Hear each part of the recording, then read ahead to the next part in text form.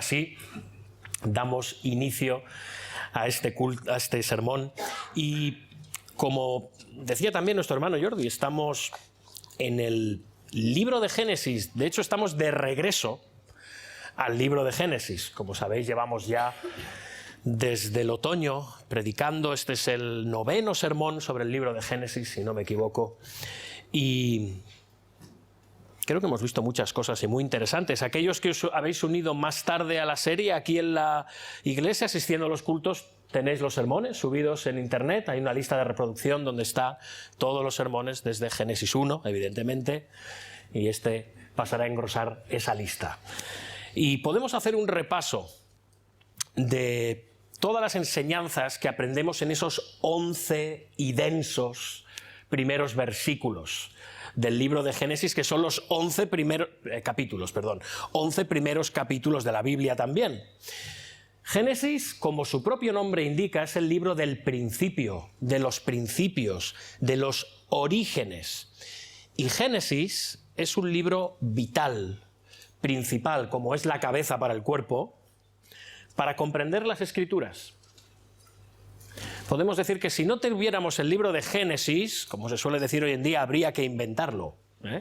Lo necesitamos, porque sin Génesis la Escritura estaría completa, como lo estaría incompleta si faltara cualquiera de los 66 libros del canon. Pero Génesis, hermanos, es clave, es fundamental para comprender las Escrituras y, sobre todo, para comprender el plan de la redención de Dios.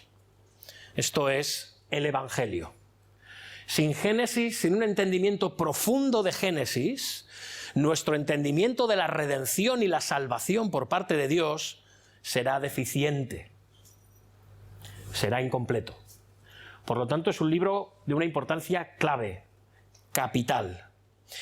Y en el último mensaje de Génesis, si recordáis, vimos cómo Dios habló a Abraham por tercera vez, y le dijo esas palabras que vemos en el capítulo 13, versículos 15 y 16. Toda la tierra que ves la daré a tu descendencia para siempre, y haré tu descendencia como el polvo de la tierra. Y esto Dios lo dice después de que los siervos de Abraham y los siervos de Lot discutan entre ellos, porque tanto Abraham como Lot eran muy prósperos, muy ricos, abundaban en rebaños. Y había mucho rebaño, pero muy poco pasto, o muchas posesiones, pero muy poca tierra para que los dos pudieran estar juntos. Y como sabéis y vimos, esto llevó a que Lot y Abraham se separaran, cada uno fuera por un lugar. Y Abraham lo que hizo fue mostrar una gran nobleza y una gran humildad y confianza en Dios, porque aunque él era el mayor y tenía derechos por encima de su sobrino Lot, aún así le dio la opción de escoger qué parte de la tierra él quería.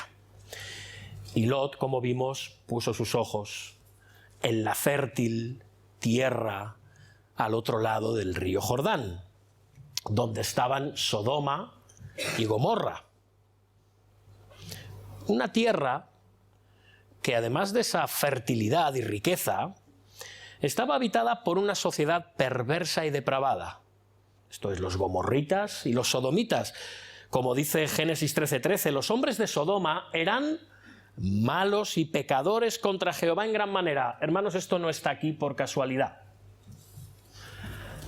De hecho, se relaciona mucho con el pasaje que vamos a considerar hoy. Y tras esto, Dios se aparece a Abraham y le da la promesa de la que hablamos antes. Le dice que vaya por toda la tierra, a lo largo de ella, a su ancho, porque a él se la iba a dar, tanto la tierra a este lado del Jordán, como la tierra más allá del Jordán, como la tierra más al norte y como la tierra más al sur. Así que Abraham entonces, movido por la fe, toma posesión de todo aquello que Dios le había prometido. La tierra prometida era de Abraham, hasta que al final vemos que se instala cerca de Hebrón, en un sitio que es un encinar, un bosque de encinos que pertenecía a un amorreo llamado Mamre, el cual tenía dos hijos, que era Aner y Escol. Y ahí nos quedamos, hace ya unas cuantas semanas. Así que ahora vamos a ver qué es lo que ocurre a continuación. Vayamos a Génesis capítulo 14. Génesis capítulo 14.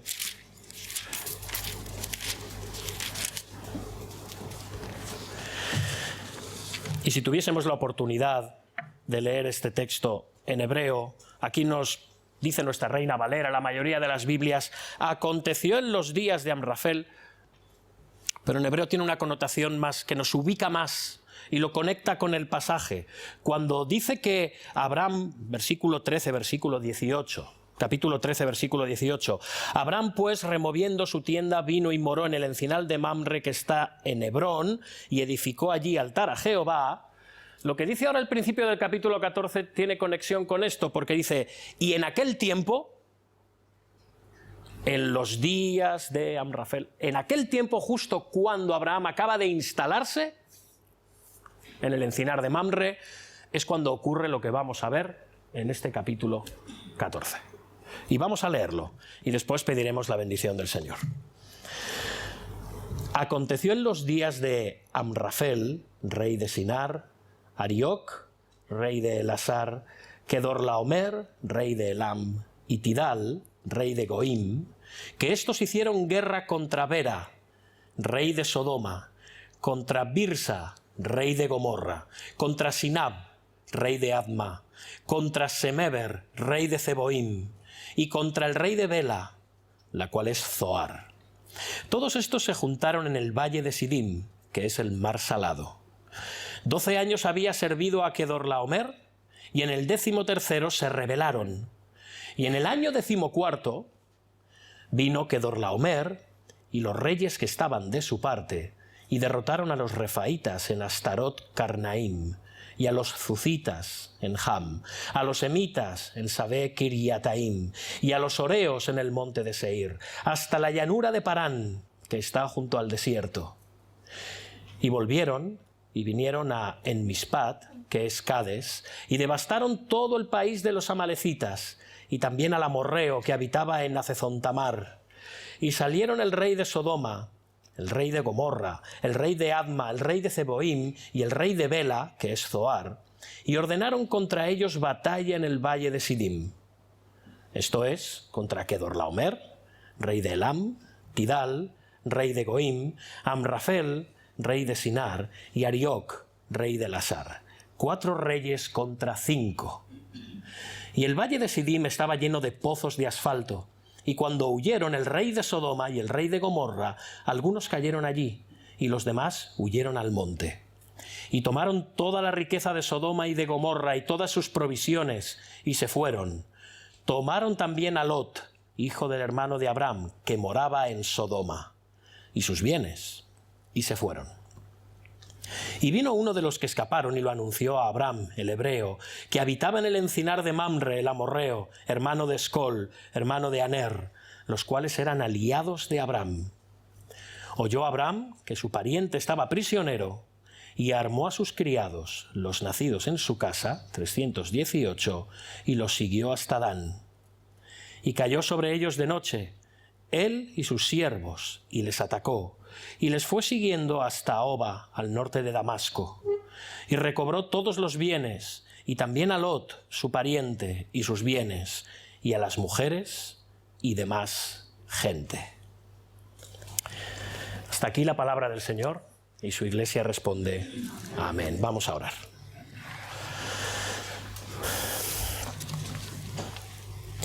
Señor Dios nuestro, venimos ante tu trono de gracia, de bondad y de misericordia, para que tú nos hables en esta mañana, para que tú nos muestres tu gloria, para que tú nos muestres tu verdad, tu evangelio y tu salvación, que tú nos muestres y nos acerques más a Jesucristo, aquel que vivió, murió, resucitó y ascendió a los cielos para salvarnos y redimirnos de nuestros pecados.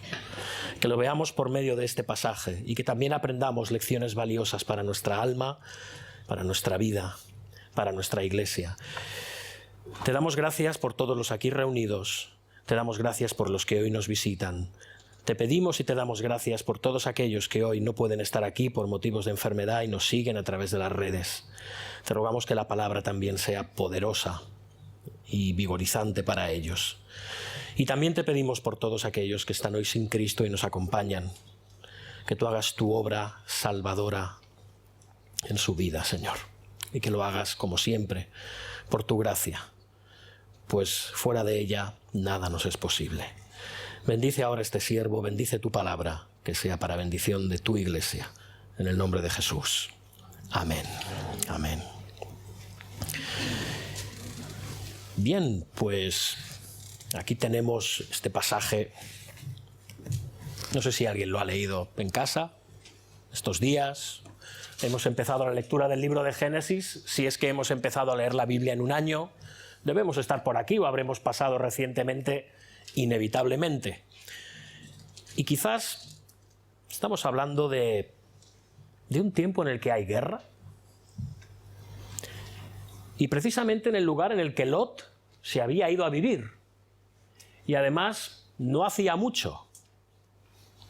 Y la pregunta es, ¿cómo este relato tan antiguo, porque lo es, puede tener a su vez un significado para nosotros hoy? Todos estos nombres. No sé si estáis pensando en poner un nombre a vuestros hijos. Aquí tenéis una lista muy bonita. Todos estos nombres un poco particulares. Estos lugares en los que seguramente ni estamos ni conocemos. ¿Cómo pueden ser de bendición para nosotros? ¿Qué aplicaciones prácticas podemos derivar de todo este pasaje bélico tan antiguo y tan arcaico? Y es más, ¿cómo este pasaje puede mostrarnos el Evangelio de Jesucristo? Si no lo habéis pensado, yo os digo que la primera vez que leí este pasaje lo pensé. Y al mismo tiempo pensé, vaya, ¿en qué berenjenal me he metido? ¿En qué patatal me he metido? ¿Cómo podemos sacar un mensaje centrado en Cristo y en el Evangelio de aquí? Bueno, al final hemos de dejar que la palabra de Dios se explique a sí misma, ¿verdad? Estamos de acuerdo con ello. Y lo primero que vemos aquí es que el libro de Génesis todavía no nos ha hablado de ninguna guerra. Esta es la primera guerra. Es más, es la primera guerra que se menciona en toda la Biblia. De forma clara, de forma abierta. Y desde luego sabemos que quizás no fue realmente la primera guerra, pero es la primera que se menciona en la Biblia. Porque las guerras han formado parte de la historia de la humanidad desde siempre. Y de nuevo, no decimos que esta sea la primera guerra de la historia, pero sí es la primera guerra que se menciona en las Escrituras. Y solamente ya por eso debería de llamar nuestra atención. Porque a diferencia de lo que nos pueda parecer, hay toda una teología en las Escrituras, en la Biblia, acerca de la guerra. Y estamos empezando a establecer los pilares, como todo en el libro de Génesis, de esa teología de la guerra. Y hay algunas consideraciones que me gustaría hacer antes para que veamos el pasaje un poco más claro, ¿de acuerdo? Y es lo siguiente, hermanos, estos reyes que vienen del norte, estos nombres, con estos nombres tan particulares como Tidal, Kedorlaomer, Amrafel, etc., no pensemos en ellos como reyes de imperios, como más tarde veremos con Egipto, con Babilonia, con Asiria, Medopersia, etc. De lo que estamos hablando era de gobernantes de ciudades. Era lo que se llamaba en aquel lugar de la tierra y prácticamente en todo el mundo las ciudades-estado. Los griegos las llamaban polis, y de ahí ha llegado a nuestro día en muchos sentidos esa palabra polis, ¿no? Pero eran ciudades-estados y estos hombres eran reyes de esas ciudades, sobre esas ciudades y del territorio que rodeaba a esas ciudades. No estamos hablando de grandes regiones, ¿bien?, sino ciudades-estado. Ciudades que tenían un rey, que gobernaban en un territorio alrededor de esa ciudad y que solían estar en coalición o en alianza con reyes de ciudades-estado vecinas y formaban así ligas de naciones. ligas de estados, de ciudades-estado.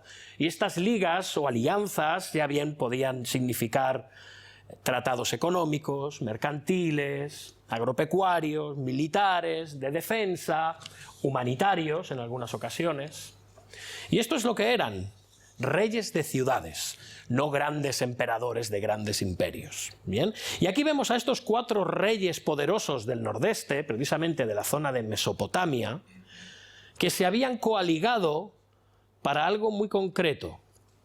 Habían descendido al sur, a Canaán, para vencer y subyugar a los reyes de ciudades cananeas que habían sido rebeldes, otras ciudades-estado que habían sido subyugadas y que eran vasallas de estos reyes del norte y que les habían subyugado para que les pagasen tributo y les pagasen impuestos. Bien, ahora 5 de esos reyes se alían entre ellos y se rebelan contra los reyes más poderosos del norte. Y de nuevo, las guerras son y eran habituales. Estamos con una guerra relativamente cerca, no tan lejos, entre Rusia y Ucrania. Las hemos tenido en infinidad de lugares y de momentos. Siguen habiendo otras por las que parece que se pasa de puntillas, como si el único conflicto bélico que hubiese en el mundo fuese el de Ucrania y Rusia. Hay otros. Pero bueno, esta nos toca cerca y es la que imbuye nuestros medios de comunicación y está permanentemente presente. Parece que no haya nada más. Pero la pregunta es, ¿por qué aparece esta guerra aquí, ahora, precisamente en este pasaje de Génesis? Pues es sencillo, hermanos, y seguro que entenderéis y pensaréis lo mismo que yo.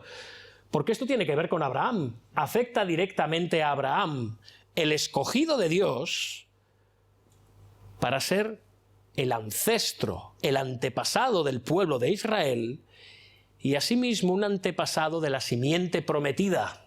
Esto es el Mesías, esto es Cristo. Jesús, el Dios y Señor de la Iglesia. Pero aún nos muestra algo más, y me gustaría decíroslo en palabras de la Confesión Bautista de Londres, que es la confesión de fe de nuestra Iglesia, la Confesión de Londres de 1689. En el capítulo 5, titulado de la Divina Providencia, en el párrafo 7 dice lo siguiente: del mismo modo que la providencia de Dios alcanza en general a todas las criaturas, atención, así también de un modo más especial cuida de su Iglesia y dispone todas las cosas para el bien de la misma.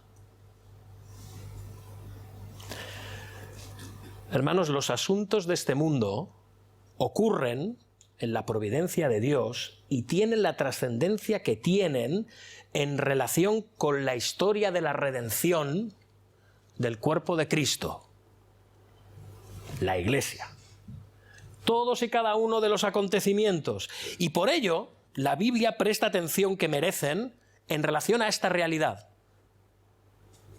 Y muchos cristianos estarán de acuerdo con que Dios está involucrado en los asuntos de este mundo, levantando y haciendo caer reyes, levantando y haciendo caer naciones en los asuntos de la política, en los asuntos de las leyes, de la economía, de la migración, de la paz, de la guerra, pero ven esto como un fin en sí mismo. Sí, Dios está en control de todas las cosas, pero no es un fin en sí mismo, hay algo más, hay algo que va más allá.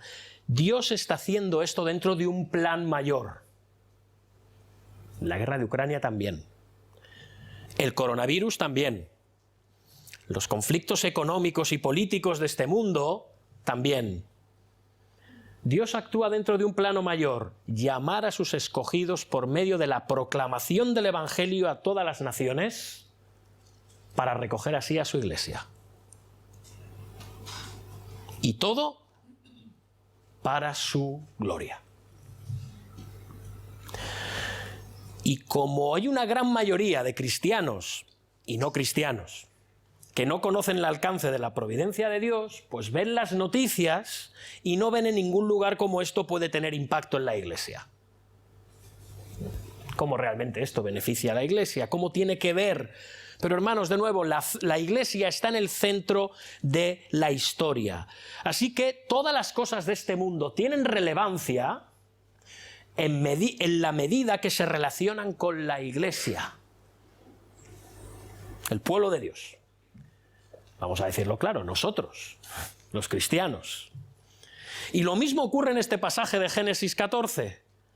Así que vamos a ver, si os parece, los detalles de esta guerra e iremos avanzando en esta idea, la iremos desmenuzando. Y dice así el relato, versículos del 1 al 4. Permitidme echar un trago de agua.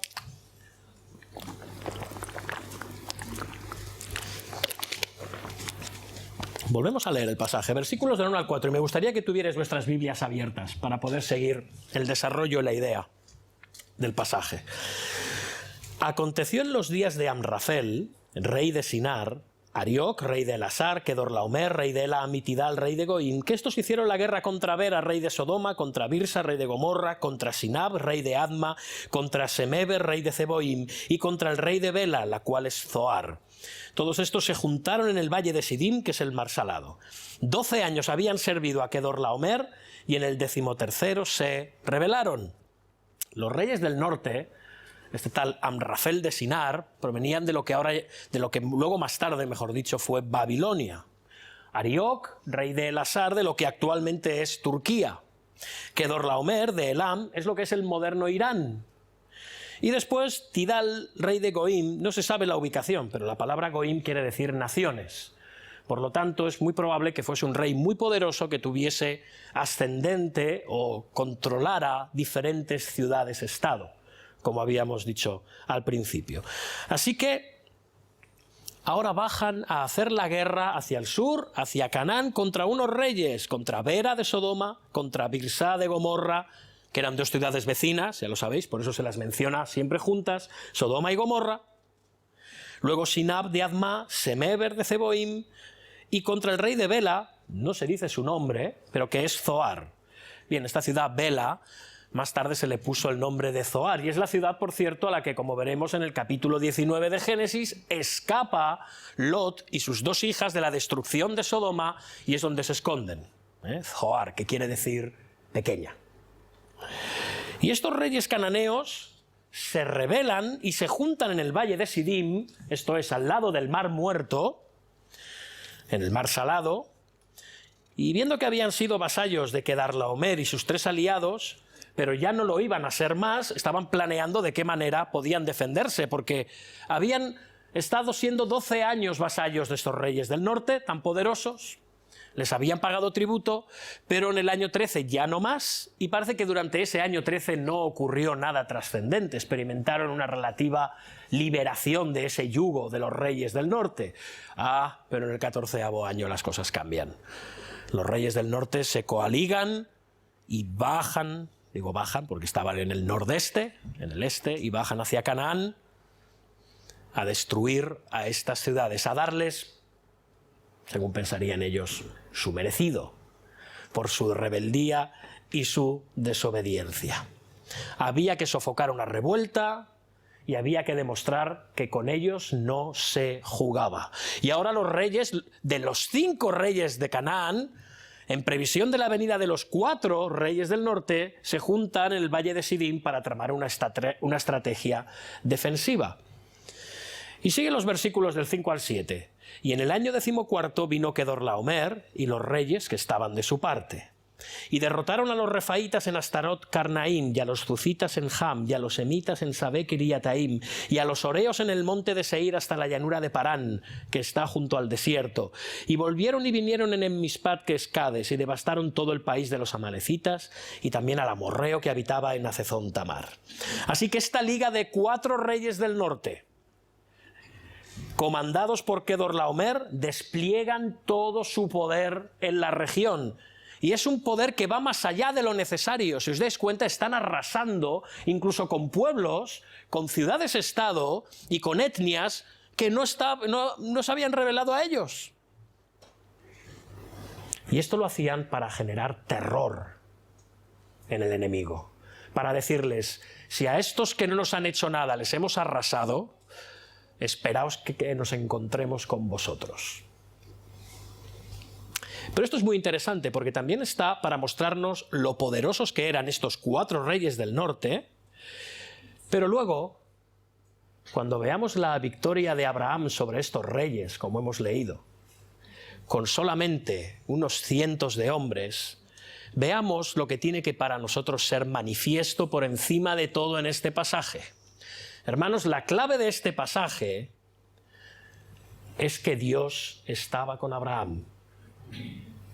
Y que la victoria de Abraham solo fue posible porque Dios estaba con él.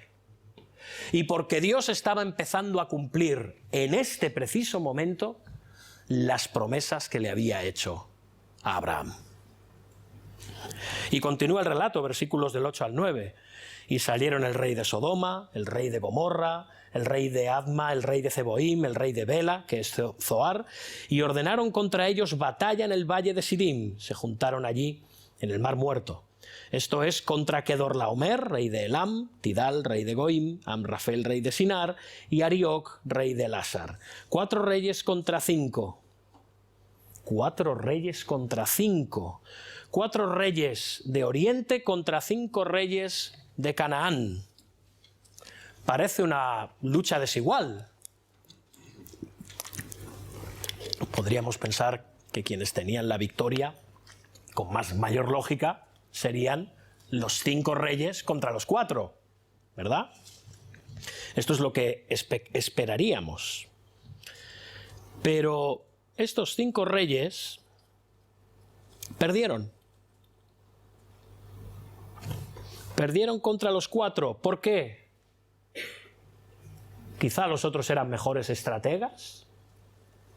Al fin y al cabo, los reyes del norte estaban luchando en el territorio de los cananeos. Los cananeos conocían mejor aquellas regiones, ¿verdad? ¿Cómo es posible que los 4 vencieran a los 5? Bien, porque estaban siendo castigados por Dios.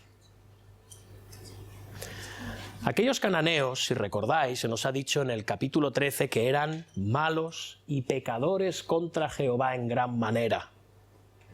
Y la historia bíblica nos muestra que Dios levanta muchas veces a naciones o imperios como instrumentos de su ira y de su juicio, para aplastar a algunas naciones y levantar a otras. Estos 4 reyes vencieron a los 5 porque eran malos y pecadores contra Jehová en gran manera. Dios estaba usando a los 4 reyes como castigo de los 5. Y como una demostración de que la victoria no era por número, sino era porque Dios había designado estos 4 reyes para vencer a los 5. Que si posiblemente los 4 también eran malos y pecadores, no nos cabe ninguna duda, los 5 lo eran muchísimo más. Pero luego vemos algo más asombroso, lo veremos más tarde, y es que Abraham y su pequeño ejército vence a estos 4 reyes orientales del norte. Y esto, hermanos, al final es un patrón, o por si queremos verlo de alguna manera, es como un método que vemos en las Escrituras, en la historia bíblica. Aquellos que habían sido usados por Dios para traer juicio y castigo, luego, a su vez, son castigados por otros. ¿Por qué? Porque llevaron ese juicio y ese castigo con crueldad y con soberbia, con arbitrariedad, y lo más grave, no atribuyeron su victoria a Dios, que es el que se la dio, sino a ellos mismos. Y esto lo vemos en el caso de Asiria, con el reino del norte de Israel, y esto lo vemos en el caso de Babilonia, con el reino de Judá, bastante cientos de años después. Fueron usados por Dios para disciplinar y castigar a Israel y Judá, pero por su soberbia y por su crueldad y por no dar la gloria a Dios como aquel que les había concedido la victoria, y era aquel que les mantenía en el trono, fueron a su vez castigados y erradicados completamente de la faz de la tierra como imperios. Así que cuando estos 5 reyes ven que la derrota era inevitable, los 5 reyes cananeos, los 5 reyes rebeldes, vamos, los que no querían pagar el tributo, ocurre lo que dicen los versículos 10 y 11, huyeron, fijaos, y el valle de Sillín estaba lleno de pozos de asfalto o betún, ¿bien? Y cuando huyeron el rey de Sodoma y el de Gomorra, algunos, no los reyes, sino parte del ejército, de la soldadesca, cayeron allí, y los demás huyeron al monte, Así que vemos una derrota y una dispersión sin precedentes. Entonces los 4 reyes invasores saquearon las ciudades, que por otro lado era lo habitual, es lo habitual en las guerras. Versículo 11. Y tomaron toda la riqueza de Sodoma y de Gomorra, y todas sus provisiones, y se fueron.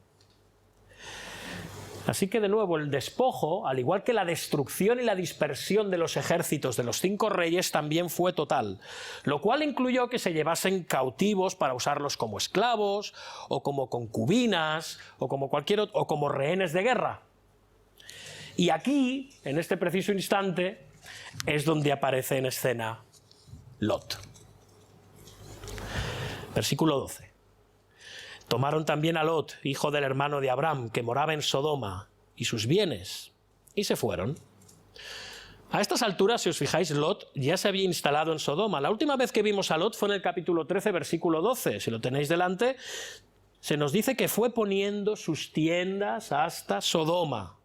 Fue algo progresivo, hasta que acabó morando en la misma Sodoma.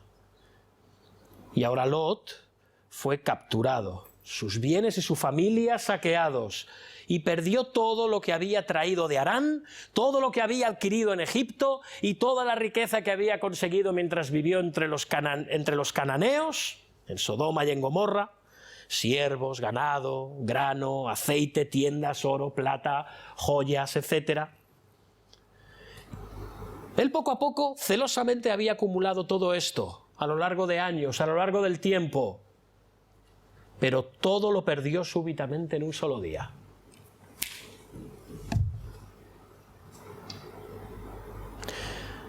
Y ahora, no solo eso, sino que fijaos qué gran ironía, estaba siendo llevado cautivo hacia Mesopotamia, el lugar del que él había salido siendo un hombre próspero y en libertad, junto con su pariente Abraham, a heredar una tierra llena de promesas.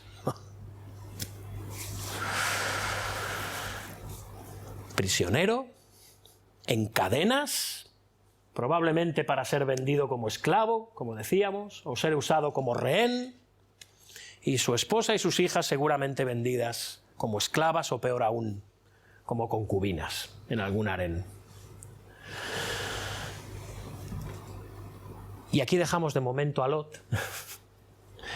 Y la primera parte de este pasaje, si os fijáis, ha estado centrada en la rebelión, ha estado centrada en el juicio, ha estado centrada en la ira y el castigo de Dios, pero a partir del versículo 13 vemos un punto de inflexión.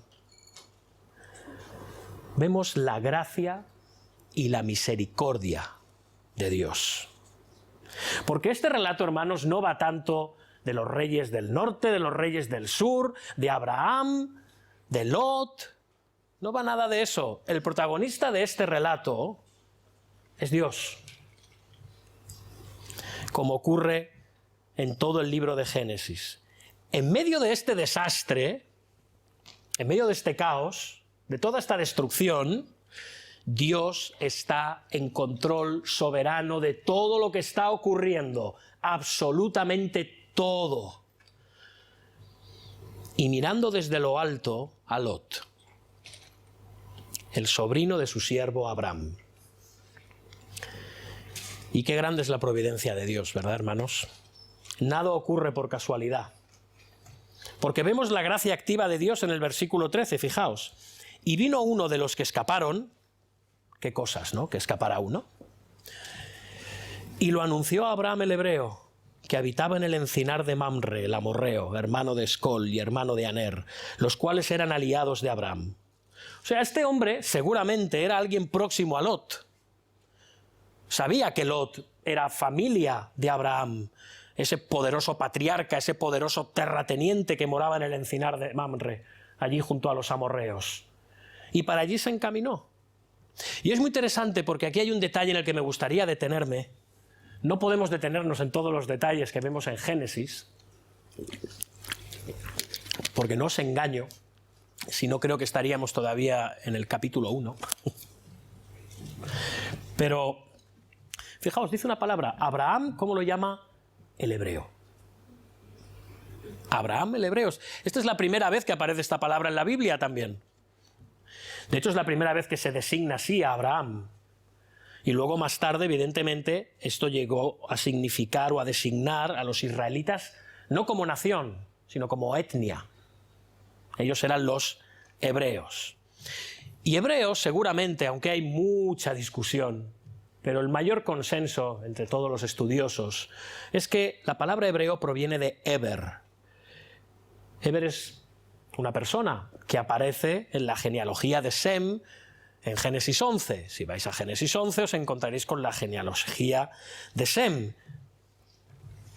Y este Eber fue bisnieto de Sem, de quien descendía Nacor, que fue padre de Abraham.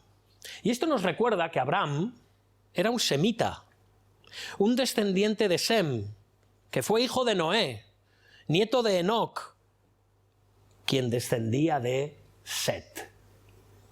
Y esto vinculaba a Abraham como parte de la descendencia prometida de la mujer, aquella que algún día aplastaría la cabeza de la serpiente.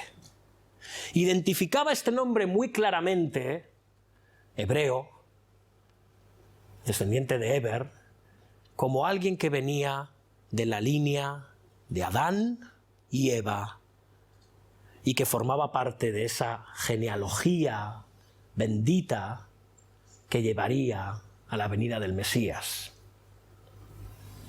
cerca de unos siglos después, unos cuantos siglos después. Pero esto además era una distinción de todos los pueblos que hemos visto y citado en este pasaje. ¿Os dais cuenta que hasta el momento, cuando hemos hablado del pueblo de Dios, permanentemente nos hemos estado refiriendo a individuos, a familias, y en medio de esos individuos y estas familias había naciones, los refaítas, los zuzitas, los semitas, los horeos, los cananeos, los orientales. ¿Y Abraham qué era? Un hebreo. Es la primera vez que se identifica al pueblo de Dios de forma étnica, distinto a las demás naciones. Era un descendiente de Set, era parte del linaje de la promesa. Y esto cumplía además una de las promesas que Dios había hecho a Abraham, que estaba empezando a cumplirse: haré de ti nación grande. Esta promesa estaba empezando a cumplirse aquí. Y se nos dice que Abraham tenía una alianza, habéis visto, con Escol y con Aner, dos amorreos que eran familiares de Mamre. Y estos seguramente eran aliados políticos, económicos, financieros. Pensad una cosa, hermanos, Abraham con todas sus posesiones no podía llegar a un sitio e instalarse sin más, porque aquellos lugares tenían sus propietarios.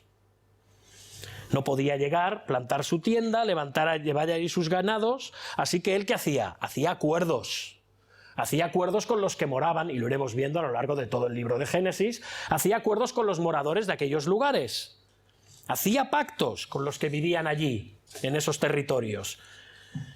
Y fueron esos acuerdos los que le permitieron a Abraham instalarse en Hebrón con todas sus posesiones, con todos sus siervos y con todos sus ganados y tiendas. Y ahora, Abraham está allí aparentemente tranquilo. Cuando supo lo que le ocurrió a Lot, él tomó cartas en el asunto. Y al final, como ya sabemos, porque lo hemos leído, Dios le da la victoria. Y esta es una faceta de Abraham que no sé si es la primera vez que habéis leído el libro de Génesis, o habéis caído, o en vuestra lectura reciente, pero pocos esperan cuando leen Génesis por primera vez. Normalmente pensamos en Abraham como un jeque, un hombre pacífico, que tenía sus ganados, sus siervos, un terrateniente nómada, pero ahora lo vemos apareciendo como un señor de la guerra. Era un hombre experimentado en la guerra. ¿Por qué decimos esto? Fijaos versículos 14 y 15. Oyó Abraham que su pariente estaba prisionero y armó a sus criados, los nacidos en su casa, 318, y los siguió hasta Dan, y cayó sobre ellos de noche, él y sus siervos, y les atacó, y les fue siguiendo hasta Hoba, al norte de Damasco. ¡Wow! Resulta que Abraham era un líder, un caudillo militar, un general, un líder. Se nos dice que tiene 318 hombres. Según el hebreo es interesante porque utiliza una expresión, y algunas Biblias así lo vierten, como hombres preparados y entrenados para la guerra. Vamos, que no pilló al primer pastor que encontró y le dijo, oye, toma una espada y vente conmigo. No. Estos hombres sabían luchar. Y es muy interesante porque Abraham parece que disponía de un arsenal propio. Así que Abraham estaba pertrechado para la defensa. Y tiene sentido, porque todo lo que tenía que ver con Abraham y sus posesiones era muy codiciable. Y sabemos que era un entorno difícil. Y la disputa entre los siervos de Abraham y los siervos de Lot había terminado pacíficamente. Pero otras veces ese tipo de disputas no acababan tan pacíficamente y era necesario defenderse, o en el caso de los codiciosos, atacar y robar el ganado o invadir las posesiones o el territorio de otros. Así que había que estar bien pertrechado para la guerra. Tenemos una idea un poco bucólica de Abraham, siempre nos pensamos ahí con un turbante, una ropa medio sucia y raída y unas sandalias, siempre nos lo pintan así sudoroso y con 4 ovejas y... No, hermanos, Abraham era un hombre a tener en cuenta, no era un pastorcillo. Tenía, podríamos decir, casi el estatus de un rey nómada. Eso es lo que era Abraham. Y de nuevo, aquí lo vemos como un líder militar. Y arma a 318 de sus hombres para liberar a su siervo, a su sobrino, Lot. Y se han hecho muchas, permitidme la expresión, cábalas con esto del 318. Si leéis los padres de la Iglesia, es delirante. Si veis las interpretaciones que se han ido haciendo a lo largo de la historia de la Iglesia también, pues sacan de todo con ese 318. Incluso dentro del mundo pentecostal está la campaña de los 318 pastores o hombres de Dios que van a orar para liberar al pueblo de sus pecados y entonces vamos a evangelizarlos. No. No hagamos esto, por favor. No. Independientemente de que este número pueda tener una trascendencia, sí que está aquí por un motivo. Porque nos habla de la gran cantidad de gente que Abraham disponía. 318 para la batalla, pero otros muchos tendría para atender rebaños y la gran cantidad de negocios y de trabajos que requerían las grandes posesiones de Abraham. Abraham no estaba solo con 4 pastores y su mujer y luego más tarde su hijo Isaac. Podemos decir que tenía una especie de ciudad flotante que le acompañaba, de cientos de personas. Así que esto nos habla de la prosperidad y la riqueza de Abraham. Y si contamos con que posiblemente Mamre, Aner y Escol, que estaban aliados con él, por eso se nos dice en el pasaje, añadieron posiblemente fuerzas militares que le acompañarían, pues podemos pensar que Abraham fue a la guerra con unos 500 personas aproximadamente, 600, no sabemos, más o menos. Pero aún así, la verdad, era un número pequeño, porque se iban a enfrentar a 4 reyes.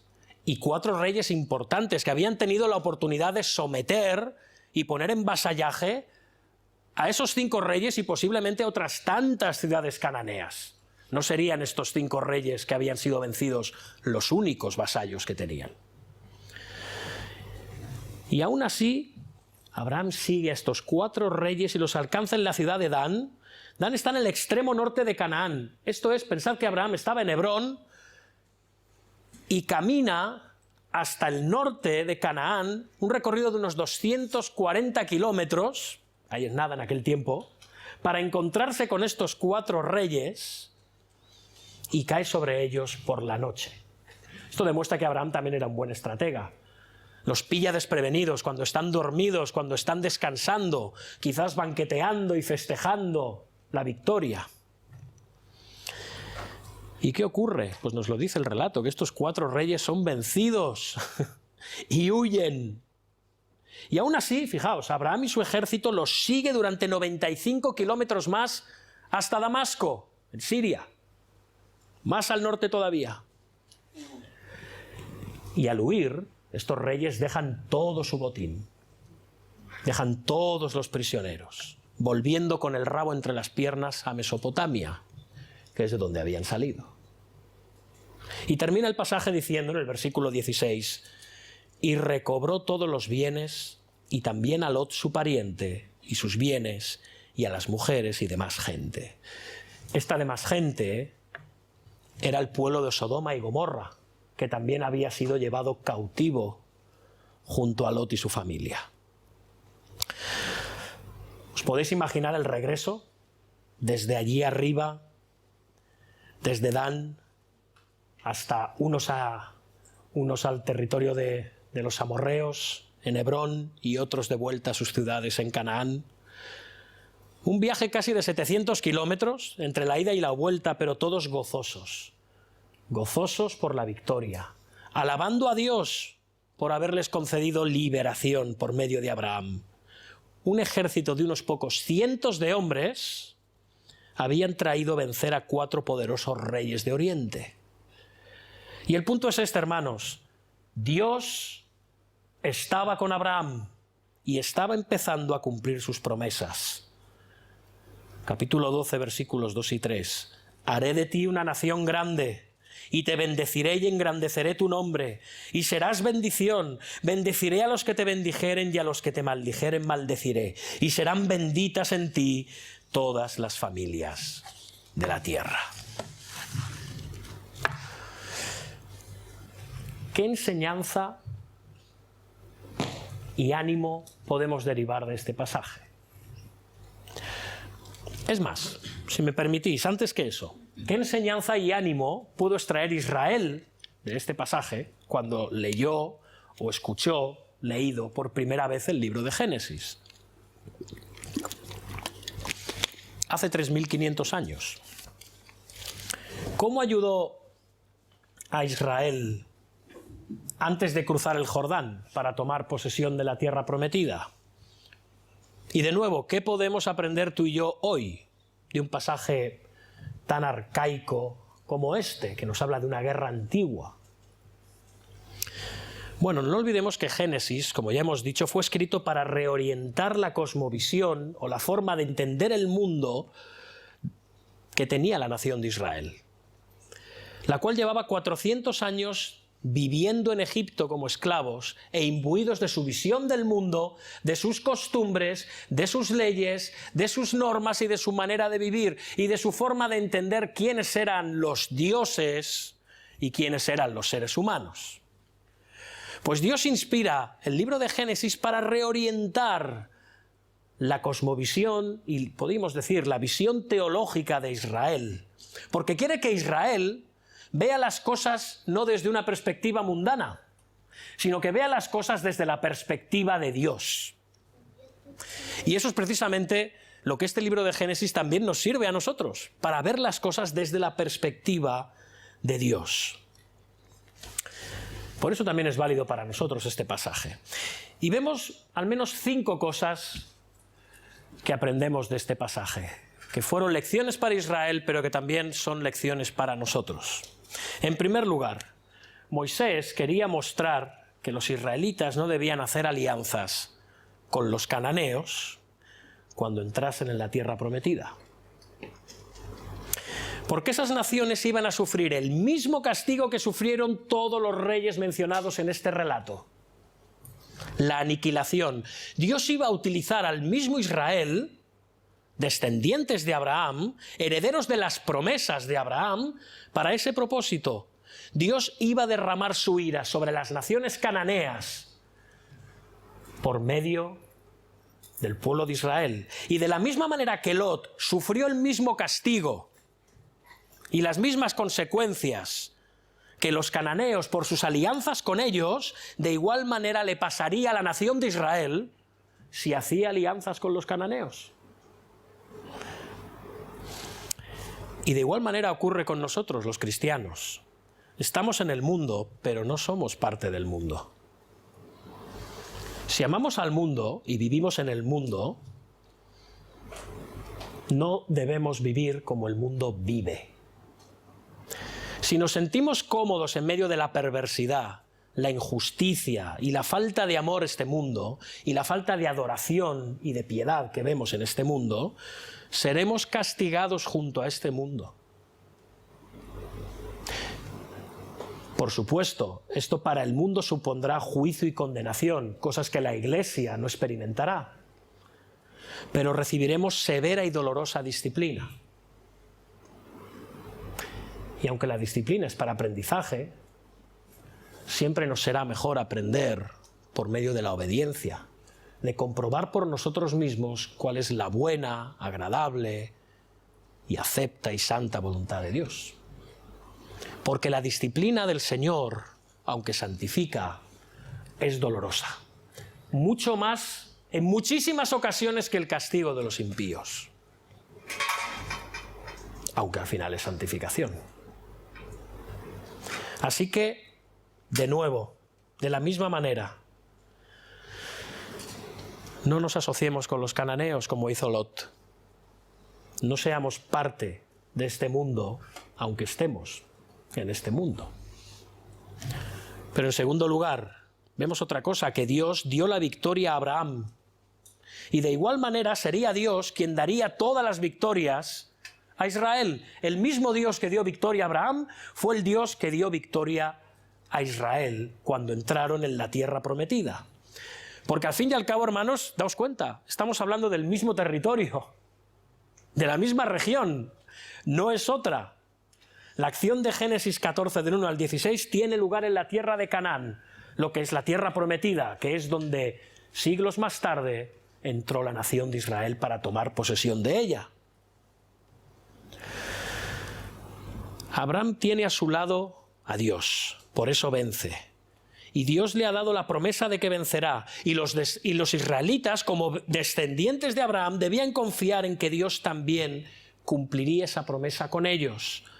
Aunque los cananeos eran más numerosos, tenían ciudades más grandes y amuralladas, tenían mayores ejércitos y estaban aliados los unos con los otros, la nación de Israel, un pueblo que venía de ser un pueblo nómada, vencería sobre esos pueblos poderosos, no por su propia fuerza, sino por el poder de Dios.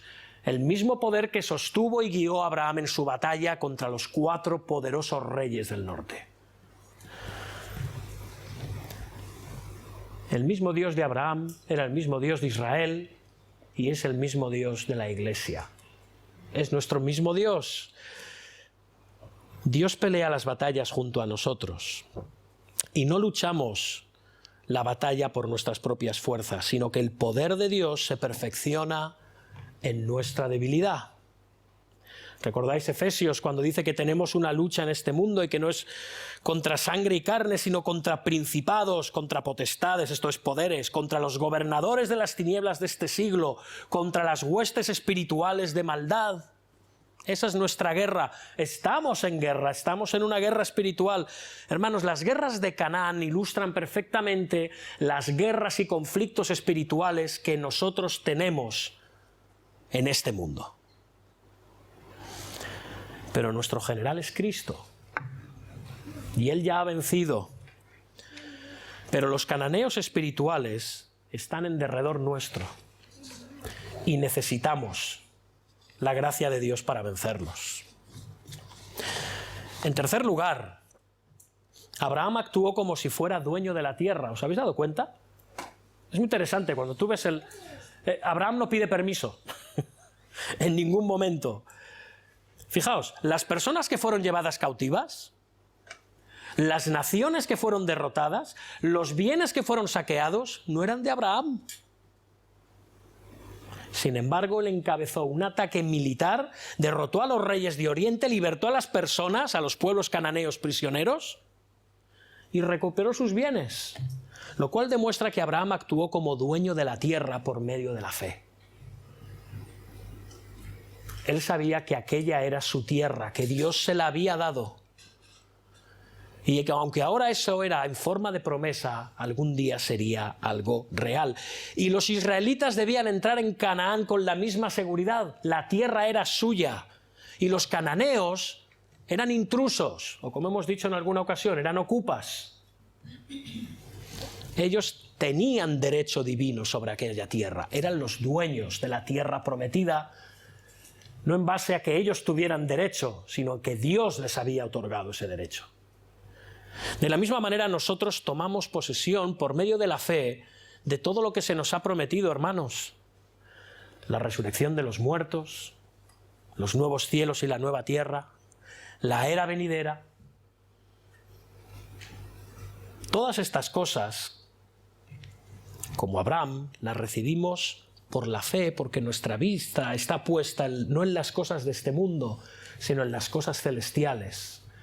No en las cosas que se ven, sino en las que no se ven, pero que son reales y que algún día se manifestarán de manera completa y universal. Ahora se cumplen espiritualmente en nuestra vida cristiana espiritualmente, en la iglesia espiritualmente, pero algún día se cumplirán de forma real y física y espiritual y eterna. Y nosotros somos propietarios y beneficiarios de todas estas cosas. ¿Recordáis el apóstol Pablo a los Corintios? Sea el mundo, sea la vida, sea la muerte, sea lo presente, sea lo porvenir. Atención, todo es vuestro. Y vosotros de Cristo. Y Cristo de Dios. Así que, hermanos, debemos de tomar posesión por la fe de esta creación que ya es nuestra. Y creer en su restauración futura, que algún día será redimida definitivamente. Y para siempre. La cuarta enseñanza que podemos ver aquí, en este pasaje, es la compasión de Abraham por su sobrino Lot. Porque, seamos sinceros, no sé si habéis leído este pasaje y habéis pensado lo mismo. Abraham no tenía la obligación de hacer lo que hizo. ¿No? Lot tomó libremente la decisión de ir al otro lado del Jordán, aun sabiendo la maldad de los moradores de aquella tierra, que pecaban abiertamente contra Dios, y ahora estaba sufriendo las consecuencias de sus malas decisiones. Es lo que te toca. Pero Abraham mostró misericordia, mostró compasión y gracia por su sobrino. Y de la misma manera los israelitas estaban llamados a mostrar misericordia y compasión por su prójimo cuando entrasen en la tierra prometida. Fijaos, varias veces se dice en el pasaje que hemos leído hoy, los versículos 14 y 16, oyó Abraham que su pariente, ¿habéis visto? Su pariente estaba prisionero. Y luego el versículo 16, recobró todos los bienes y también a Lot, su pariente. Y en el capítulo 13 le llaman hermano, somos hermanos, no discutamos por esto, ¿recordáis? Los hijos de Israel formaban parte de una misma nación de hermanos y debían mostrarse gracia y amor y misericordia los unos a los otros, cosa que lamentablemente no ocurrió con demasiada frecuencia. De la misma manera nosotros debemos mostrar amor unos por otros. Como dice Gálatas 6:10, así que según tengamos oportunidad, hagamos bien a todos y mayormente a los de la familia de la fe. Y ahora me gustaría preguntarte, ¿te compadeces de tus hermanos espirituales menos cuando se equivocan?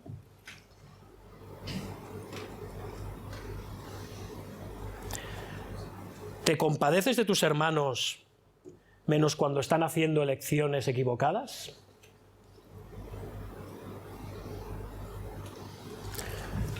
Si esto ocurre, ¿los abandonas a su suerte? Aquel famoso ¿tú te lo has buscado?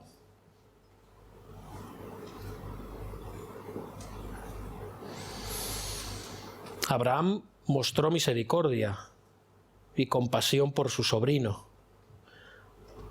Abraham no podía dejar a su pariente, a su hermano, a su sobrino, a su suerte.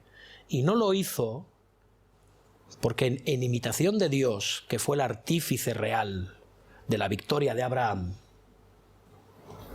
debía y estaba llamado a amar a su hermano. Hagamos lo mismo nosotros con nuestros hermanos. Y en quinto lugar, vemos como los pecados avanzan en pequeños pasos. Para aquellos que nos gustan las pruebas por etapas, pues eso, por etapas. Empezamos con algo pequeñito, algo insignificante, y terminamos pecando grandemente contra Dios y contra el prójimo. De la misma manera que Lot, en primer lugar, escoge la tierra de Sodoma, después va poniendo sus tiendas hacia Sodoma, luego pasa a vivir en la ciudad de Sodoma, y por último nos lo encontraremos en el capítulo 19 siendo una persona influyente en la ciudad de Sodoma. Estas son las etapas del declive espiritual de Lot, que no fue de la noche a la mañana. Y la ley de Moisés advirtió muy seriamente a los israelitas de que debían cortar el pecado desde la raíz. De la misma forma nosotros, que somos el pueblo de Dios, que somos el Israel de Dios, debemos hacer caso a las palabras de no dar lugar al diablo. Dijo el Señor: velad y orad para que no entréis en tentación. El espíritu a la verdad está dispuesto, pero la carne es débil. Hermanos, no justifiquemos nuestros pecados diciendo que no vamos a llegar tan lejos, diciendo que este pequeño pecado es un pecadillo, que no es para tanto. No nos justifiquemos, porque entonces nos endureceremos y sufriremos terribles consecuencias, como las sufrió Lot. Ahora, es increíble la misericordia de Dios con Lot. Aunque merecía lo que le ocurría, Dios en su providencia deja que un hombre escapara, bien, casualmente, y avise a Abraham de lo que estaba ocurriendo. Y Abraham tiene un ejército ya preparado y una alianza con otros hombres para ir desde Hebrón y vencer a un ejército de 4 reyes poderosísimos, y así libertar a Lot y a todo el pueblo y recuperar todos los bienes. ¿Esto mostraba la misericordia de Dios o no lo mostraba? Claro que sí que lo mostraba. Y de la misma manera, hermanos, Dios es bueno y misericordioso con cada uno de nosotros, porque la verdad es que en este relato nosotros somos Lot y no somos Abraham. Todos nosotros nos hemos extraviado, como dice Isaías, todos nosotros nos descarriamos como ovejas, cada cual se apartó por su camino. Lot se alejó de la tierra prometida más hacia el este, más hacia Sodoma, más lejos de Dios. Desde Edén todos somos culpables de seguir los deseos de nuestro propio corazón, que es engañoso y perverso. Lot buscó en Sodoma las bendiciones que solamente iba a poder encontrar en la tierra prometida.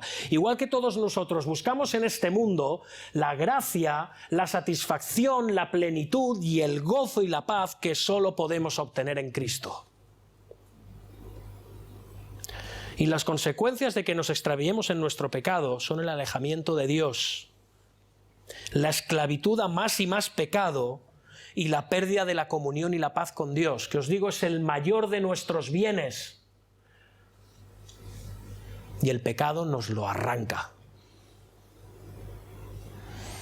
Y debido al pecado de Lot, del que todos somos culpables y estamos prisioneros, como dice Pablo, estamos muertos en delitos y pecados, siguiendo la corriente de este mundo, viviendo según los deseos de nuestra carne, haciendo la voluntad de la carne, y siendo por naturaleza hijos de ira, lo mismo que los demás. Esos éramos nosotros, o quizá eres tú hoy aquí esta mañana. Quizá estás sufriendo hoy aquí las consecuencias de una vida imbuida por el espíritu de Lot. Quizá estás sufriendo las consecuencias de haber tomado decisiones equivocadas, ir con gente equivocada, estar en lugares equivocados, y ahora estás pagando las consecuencias de ello. Eres esclavo y prisionero del pecado y lo has perdido todo. Y te parece que no hay esperanza. Bien, he de decirte que, como dice también la carta a los Efesios, Dios, que es rico en misericordia, con el gran amor con que nos amó, envió al Abraham mayor, a Jesucristo, para rescatarte y para liberarte. Jesucristo es aquel en quien se cumplen y completan definitivamente todas las promesas dadas a Abraham. Él es la descendencia prometida. Él es aquel que llega a ser una nación grande, porque Él es el verdadero Israel de Dios.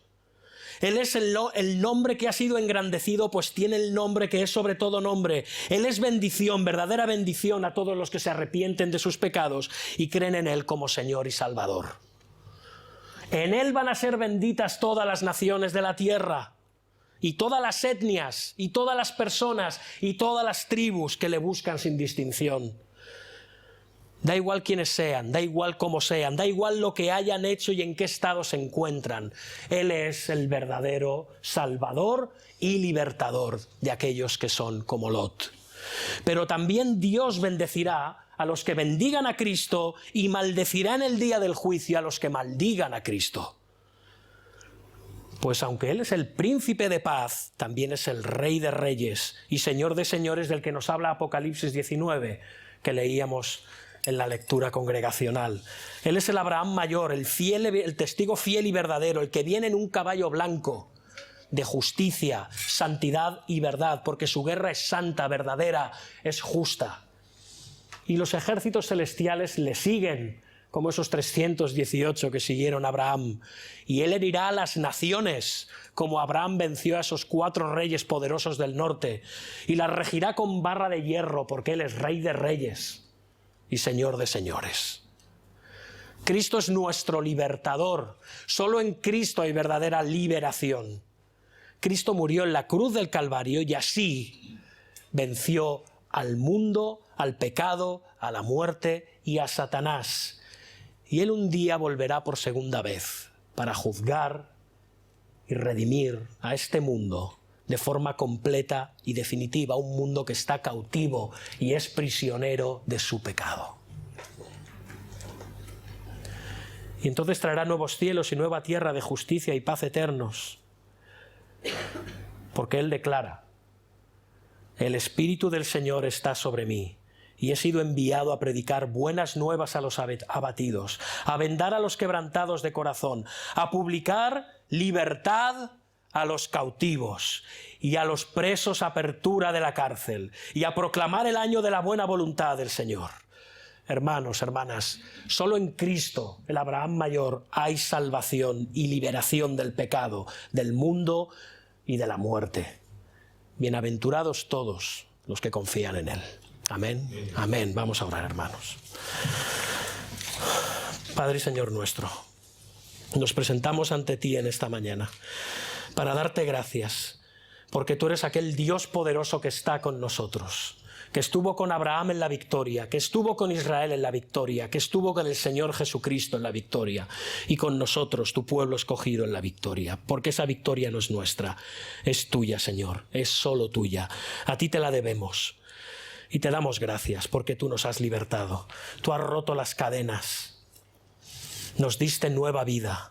Perdonaste nuestras iniquidades, no las tuviste en cuenta, no nos las restregaste por la cara, nos llamaste en medio de nuestro pecado y de nuestro error y nos llevaste a Cristo como nuestro Salvador y Redentor. Gracias, Señor. Gracias por darnos a ese Abraham mayor, aquel de quien son todas las promesas y se cumplen todas las promesas. Y esas promesas, por medio de ahora estar unidos a Él, también son nuestras y nos gozamos en ellas. Y te alabamos y te bendecimos y te decimos gracias, Señor. Bendito seas por todas las edades.